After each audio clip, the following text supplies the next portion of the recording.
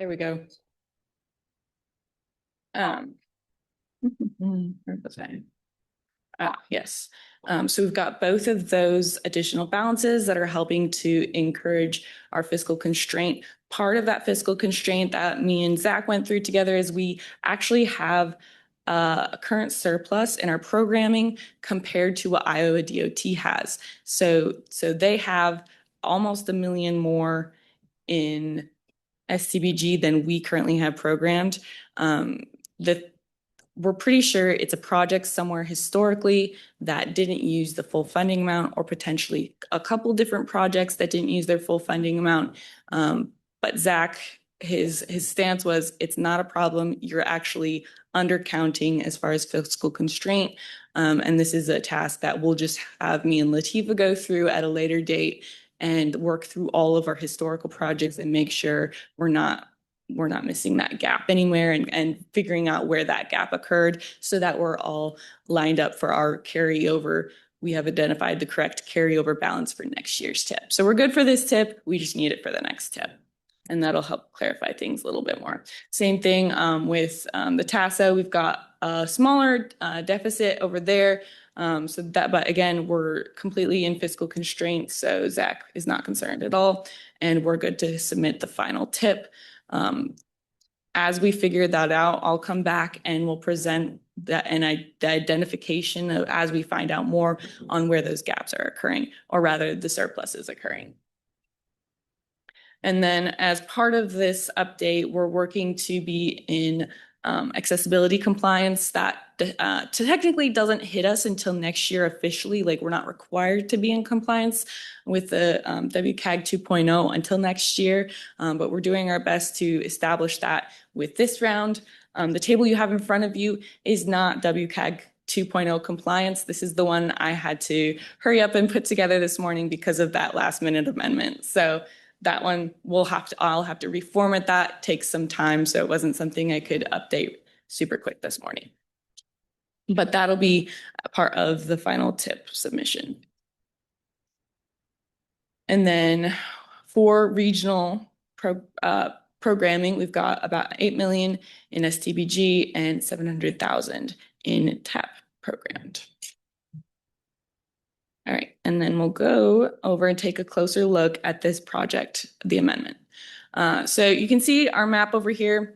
I put a little bit of an orange line up there on the top. So I received an email from the project sponsor probably a couple weeks ago stating that they wanted us to amend the termini for the project, with the understanding being that the city of Underwood would complete the project from that orange up to the red. So the red was the original project segment, correct, right? And then it was supposed to go up into the trailhead, which is where that green end meets the red.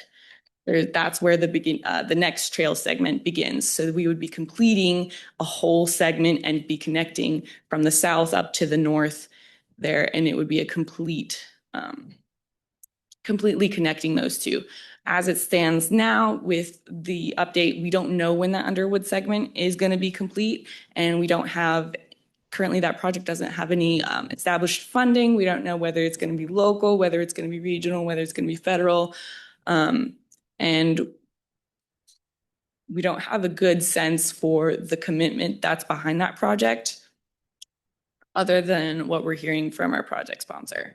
So as part of that, Iowa DOT wanted us to put a hold off on that, on making that update to that termini until we hear more information on the reasoning behind why that wasn't part of, one, the original application, two, wasn't maybe brought before the board when we approved it back in late May. As I mentioned before, this will just be postponed. We won't be including this in the current tip, and we'll be moving forward with an amendment for that likely in October once the final tip has gone through and been approved into the STIP. That's kind of the soonest that makes sense to do an amendment for the most part. We can do an amendment sooner, but it makes less sense because then they just have to go and they have to change a bunch of things around in this tip as well. So it's better for us to wait until October when that's finalized to start putting our amendments through. So that's the current plan on both the MPO and the RPA. Assuming we get that final information and kind of justification for why we're changing the term 9 now and get some more confirmation from the city of Underwood on what their plan is for that segment of the project. A big portion of what our regional funding is for is connectivity and to be regionally significant. And while that southern red segment is helping the connectivity, right, it is closing the gap. We've still got the additional gap that's going to be there. We don't have any assurances right now that will go all the way through. So until we get some more information on that, that's the current plan. The project as it stands, I will note, is still programmed with the entire red segment within the current tip. So we're just holding off on the amendment.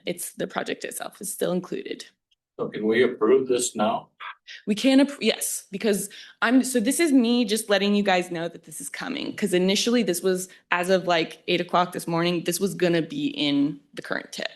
And Scott Flagg was like, hey, I think we need to hold off on this. I'm not ready to sign off on this. So you guys need to hold off on this in the final tip. And so I went back and was adjusting things this morning.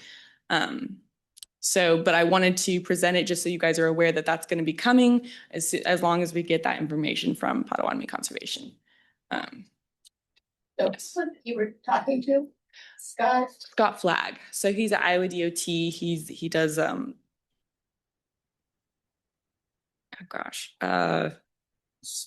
local system. No, he's not the trail manager. That's Susan does TAP, and then there's Emily who does a lot of the trail work as well. This is specifically more for overall project management. So yeah, that's where we're at with this one. Any other questions about that? We did talk to conservation about that a little bit, and they are terminating that at the city limits. Right. Yeah. And that was just, we've been going back and forth, kind of email tagging like a ton, just going back and forth. And we couldn't get a good answer on why it wasn't, the original application didn't stop at that point. And then because that's what they were getting funding for, and that's what was approved, right, in the draft tip. And so we want to make sure we're being responsible with the funding that was approved, especially because it was a larger amount than initially considered. And also because with all of the different funding sources that they're pulling in for this project, they're already overfunded for the project, like completely funded. I think the original project is $4,555,000, and I think they're at $5,100,000, give or take, as far as funding. So they're already overfunded, and so I think Iowa DOT is kind of the mindset of, we already have extra funding. Is there any reason we can't just get it done, right? And I suspect it's more to do with the city of Underwood and what's going on within that community and the jurisdictional boundaries than anything else. But that's just not something that we have confirmed right now. All right. Other than that, those are our big changes, or rather not big changes. Other than you have the actual project list. This is updated as of this morning. So this is all the projects and the project descriptions as we will be approving them today. So if you have any questions or want to look at that real quick, we can give a couple minutes. Otherwise, we can go ahead and go through our motion. Move to approve the 2027 statewide transportation improvement program. Motion, do I have a second? Oh, can we do technical first? Oh, I'm sorry. No, you're good. You're good. I'm sorry. Say the motion. Do we have a motion from the technical committee? Make motion to. Okay, motion by Jake. Do we have a second? A second. Second by Chris. All in favor, say aye. Aye. Opposed, same sign. Okay, I'll make the motion from the policy committee. Do I have a second? Okay. Second by Richard. Okay. All in favor, say aye. Aye. Aye. Opposed, same sign. Motion carried. Awesome. All right. Now, Become sorry? public comment. Yeah. This is the part of the show where any members of the public are provided an opportunity to speak. I don't believe we have any online. Latifa, if you could confirm that real quick. Nope. Okay, doke. And we don't have any in person, so I think we're good. You can finish. Okay, additional business. We do have some extra items that we're going to be going over today. Some of them are funding, some of them are safety related, and some of them are policy, and some of them are a mix of all three. So some of these items are just ones that we wanted to bring to the board. They're things that we're doing internally at MAPPA and different efforts that are ongoing, as well as different funding opportunities. So we'll just go through these quick, and it should be a short meeting. All right, first off, we've got our funding opportunity, which is the Empower Rural Iowa, or ERI grants. This is something that the state of Iowa consistently has available, and they're currently open. There's a bunch of different programs, so we're not going to go through each of these in detail, but if any of you are interested in taking a closer look at some of these, there are programs available for leadership growth. There's different community development that includes housing and childcare. And then there's also the Rural Innovation Grant. That's one that actually several RPA communities have historically taken advantage of. And so that one's a good one when you're looking at trying to figure out different community development projects and growth. And then one that's of a bit of interest is the Iowa United First Aid Grant Program. You guys might recall we're working on the RPA-18. And as part of that, we're taking a really closer look at EMS programs. That's kind of been the regional focus. We applied for a grant on the MPO side through SS4A through the last cycle. We have yet to hear back on whether that was funded, but part of that is to fund pre-hospital whole blood for the MPO region. We didn't include the RPA as part of that because we were still wrapping up our RPA Comprehensive Safety Action Plan, and so we just weren't at a point where we felt like the community was ready to commit to another application. This is not broad level EMS support. It is very much more like individual based, making sure our citizens are first aid equipped. So it's definitely a different level, but no less equally important. When our community is equipped, that makes it easier for our first responders to do their job as well. So that's something I wanted to highlight real quick. And like I said, there's also these additional leadership events that are available for our local community leaders. And that includes the Leadership Exchange that'll be held this October in Pella, Iowa. So there's a link to register for that if you're interested as well.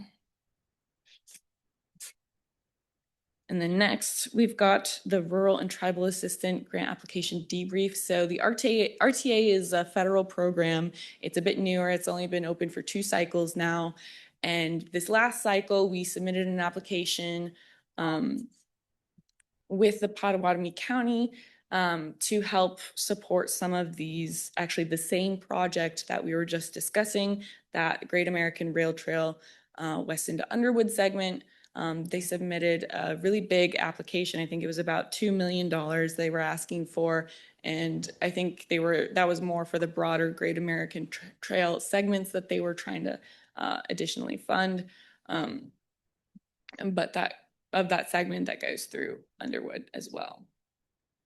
We did not end up receiving that application. They had about 800 and only 31 rural there were 2 set-asides. There's rural and tribal set-asides for this program, and only 31 projects were funded on the rural side. Basically, what it came down to is it's a first-come, first-served program. And while we did get the application in within 3 minutes of the grant opening, We were still just this far away from being funded. Our project was recommended, so that's a really good sign. We put together a good application, but ultimately we just didn't quite make the time cutoff before they ran out of funding. So that's a good thing to note for next time. I think we're going to continue to try and take advantage of this program, specifically because it's 100% covered, right? It doesn't require any local match. And so that makes it really appealing for especially our smaller local communities who sometimes struggle to find and source that local match. So we'll likely continue trying. They're expecting this to open it up again soon here in the new cycle next year. And we're expecting a little bit of change in criteria allowed. Before, it was like very, very broad. It could include a huge variety of projects, not just transportation, but even conservation and other projects. So it was just a lot, and the feds realized that that was maybe too much. So they told us that they're looking to cut back on the range of projects that they're going to allow for next time, which may or may not make it easier to get funding, but we'll see. But if you have any projects that you are considering that you would want 100% federal funding for, and you want to get it funded anyway, you might as well throw your hat in the ring with this project. It's just one of those things that we very much, if you want help from MAPA, RPA-18 staff, we definitely would need to know pretty far in advance, because we want to make sure it's all put together before it opens to really take advantage or to try and make sure we can get funded for next time. Of the 31 rural that were awarded, were any of those close to Midwest? Yes, there was actually at least one of those was in Iowa. I forget which one, but it wasn't within our region. It was, and then I think there was also a tribal one in Iowa that was funded as well.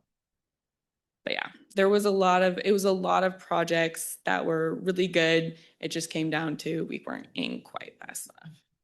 So yeah.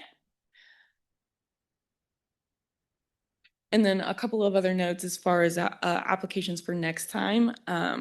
One strategy that's not uncommon, especially with federal funding, and especially if you're reapplying, is sometimes it's tempting to cut the amount that you're applying for in the hopes that maybe we'll make the cutoff for the funding, right? Like maybe they only had $1 million left, and because we applied for 2 million, maybe we didn't make the cutoff.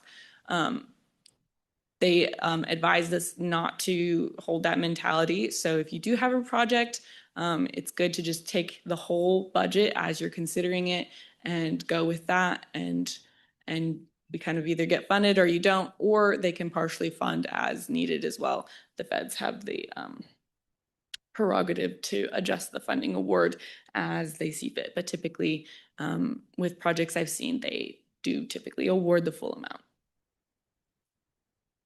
All right.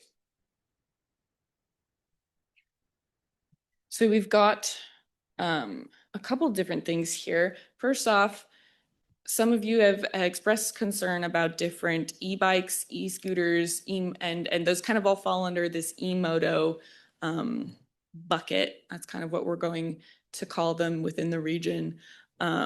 We are working on the MPO regional side to put together a policy. Basically, the idea being that within the region, trails cross different jurisdictions. If there are different policies across those jurisdictions, it's really hard for enforcement to know how to respond to those, because maybe you're on, the Papillion Trail, and it's a different policy between those communities that are along that trail. And so that becomes really hard for enforcement to know how to respond depending on where you are on the trail, right? That is, and I didn't fill that in, I guess, but that's expected to be completed in March of 2027.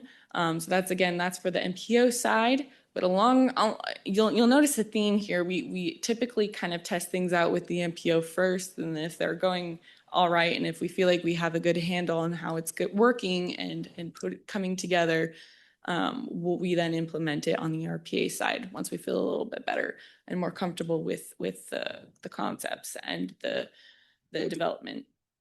As part of that, Iowa is also putting together a lot of information. And I sent that out with the information this last week as part of the meeting materials. But just wanted to go over some of this real quick. We'll likely have a longer presentation on this in March once Lindsay and those who are on the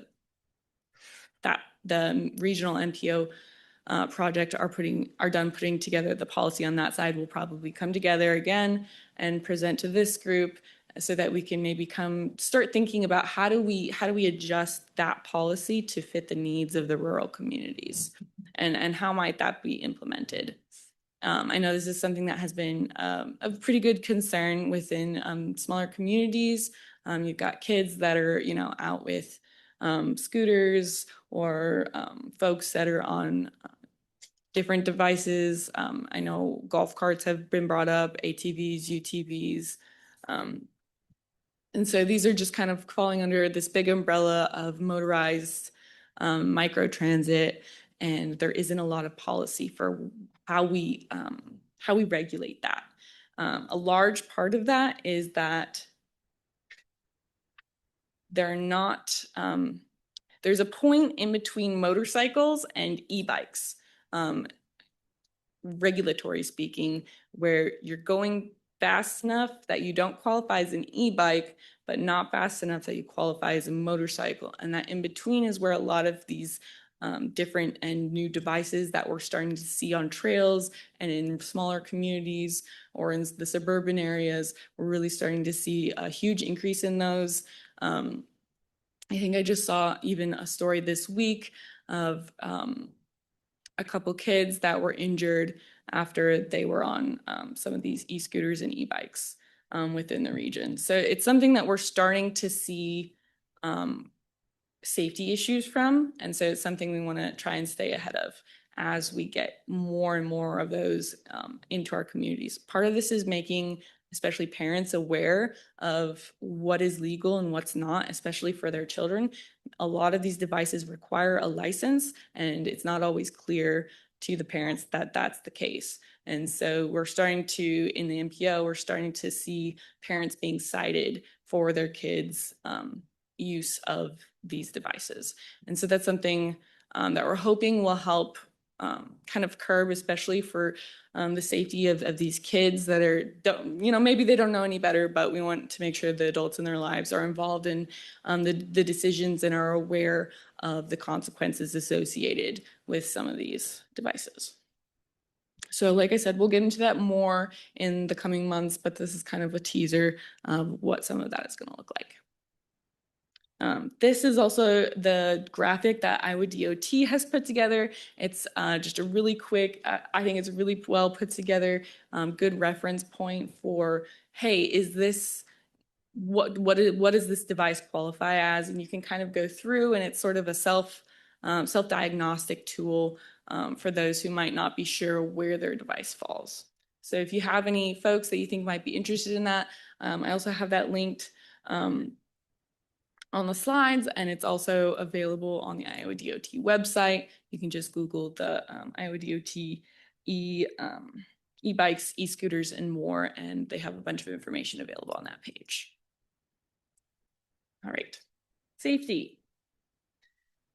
It's almost Rural Road Safety Awareness Week. We've got that coming up here next week, and as part of that, there is going to be a webinar available next Wednesday, 2 hours long, completely free. And this is looking at specifically rural safety challenges and how to address them. There's a couple of different focuses that they're taking. They're looking specifically at winter maintenance for active transportation and those vulnerable road users, which includes those motorcyclists, bicyclists, and pedestrians, as well as some other relevant rural safety options that might be of interest to you and those in your communities. So if you've got time, I really recommend that you take some time to hop onto that webinar, or if you can't, just once they publish the slides, maybe scroll through the slides and take a look at and see if there's anything that might be relevant to implement here in your communities. Finally, we've got We're getting so close to wrapping up our RPA 13-18 Comprehensive Safety Action Plan. The public comment period is open. We didn't receive any comments. We've got the final plan is currently in its final edits phase. We've got it in internal review right now at MAPPA.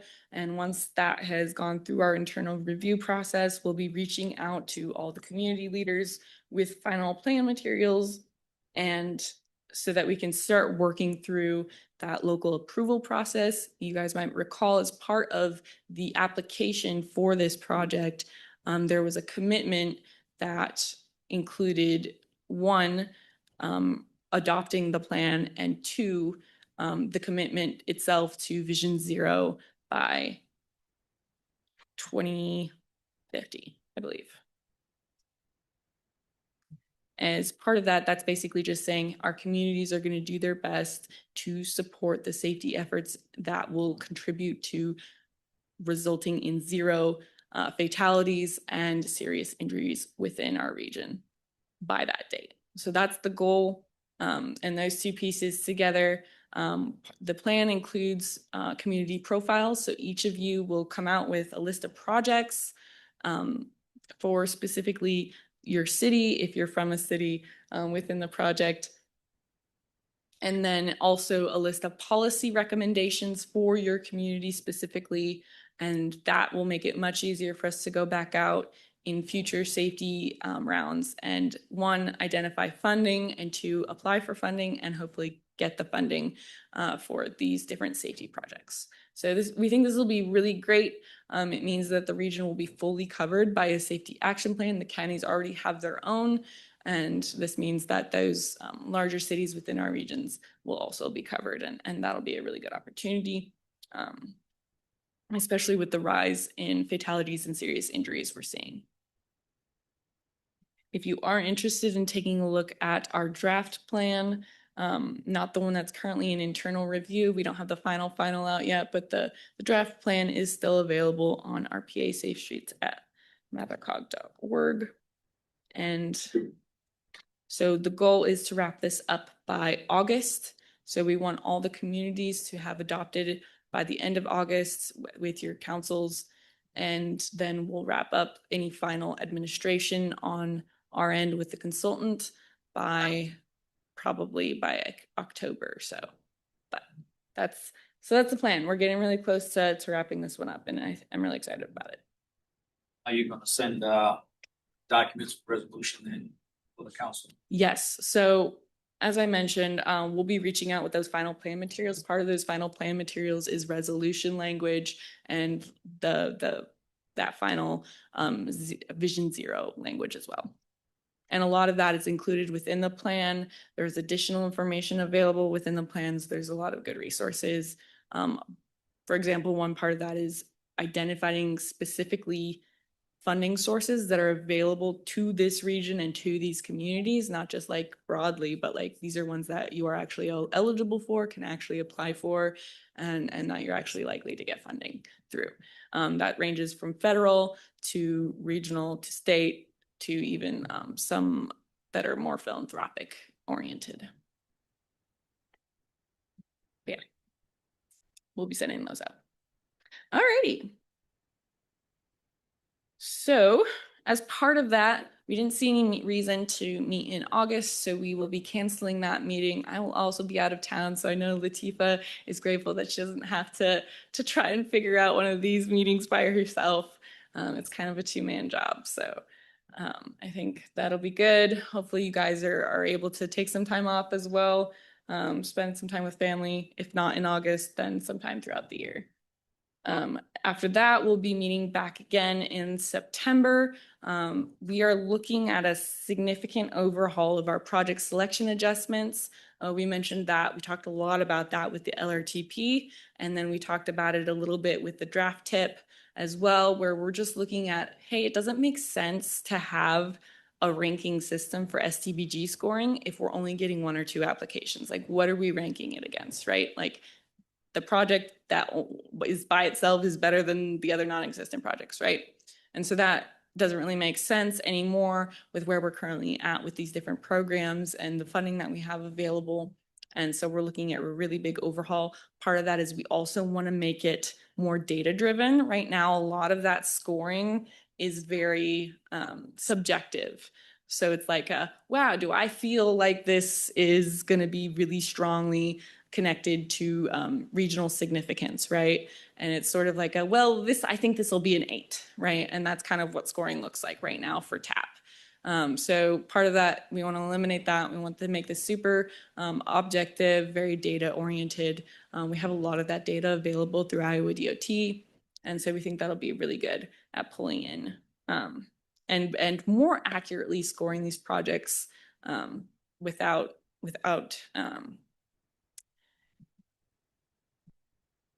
maybe you would have rated it one day at an 8 and another day it's a 6, right? We don't want that. We want to eliminate any bias that might be occurring, as well as just make it that much more dependable and reliable as a scoring system. Because if our scoring system's not reliable, then what's the point in scoring it, right? And so we want to make sure that's a valuable exercise that we're undergoing as part of the project selection process.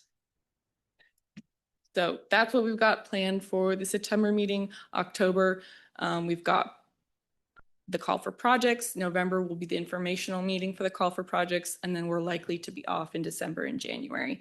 And then we'll meet back likely in February to go over any applications that were received. We'll definitely be opening TAP for this next round. STBG is a little bit up in the air. We're still making some determinations for that program. And especially considering what kind of projects that we're seeing and how big they usually are, how expensive they usually are. I'm trying to make sure we actually have enough room to fund a project or multiple projects if applied for. So I'll keep you guys updated once we know more about the call for projects information, as well as that project selection adjustments.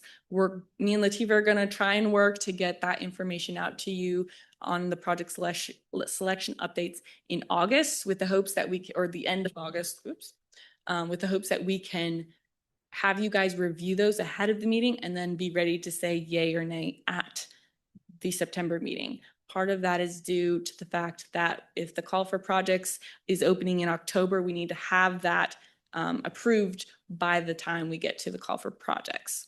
So September is kind of our big, we need to either approve it or we have to approve it right before we do the call for projects opening at the October meeting. And that just cuts it a little bit more closer than I would prefer. So I think we're going to try and shoot and see if we can get that through at September. If for some reason there's a big, we have a big discussion and there's something that we're not sure about and we need a little bit more time to make additional adjustments, that does give us a little flexibility to do that before, at the beginning of the call for projects meeting, before we officially open the call for projects to make that final adjustment. But otherwise, that's pretty much all I got. That's what the next few months are going to look like in the RPA. Again, if you aren't able to make any meetings, please let me know. We can make adjustments.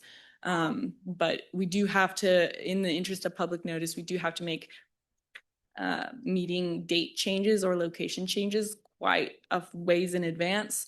Our public notice, they typically want us to let them know within a month minimum. So if there is any dates that seem off on the calendar, those are all available on the MAPA website, on the physical calendars that I hope you guys all have at your offices. If there's anything wrong with any of those dates, please reach out to me or Latifah and we can make adjustments now for some of those. Other than that, I think that's what I've got. Okay, any further business? If not, do I have a motion to adjourn? So moved. Motion, do I have a second? Second, all in favor, say aye. Aye. Opposed? Motion carried. Great. Thanks, everybody. You.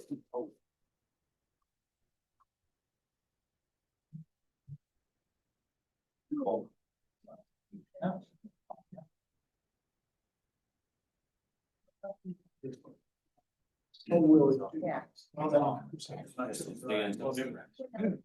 This morning. So I see you before. Your teeth to see how Doing a things, lot how of the, education things right, today. she'll probably go, never again. Yeah, my team. Look at the white.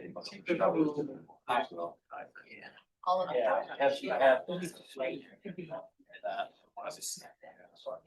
Yes, yes. So basically.